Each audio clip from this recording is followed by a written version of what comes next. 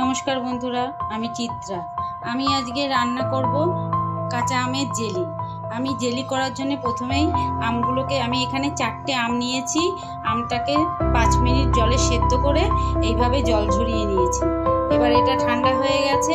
আমি এটাকে ছাঁকনি করে ছেঁকে তারপরে আমের জেলি করব।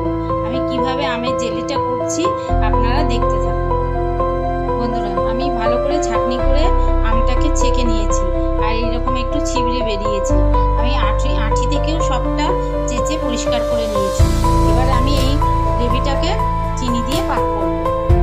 আমি কড়াতে গ্রেভিটা গরম করতে দিয়েছি আর 4টে আমি 500 মতো চিনি দিয়েছি। এটাকে ভালো করে পাক করে তারপরে আমি এর মধ্যে একটু ফুড কালার দেব।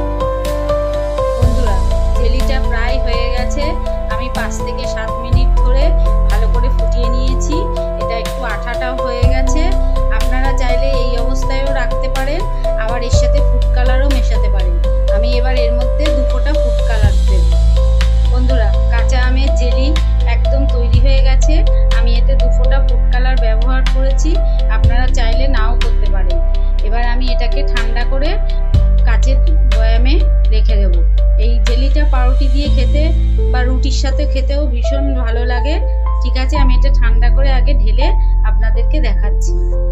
জেলিটা একদম তৈরি হয়ে গেছে। এবার আমি বয়ামে ঢেলে দেব।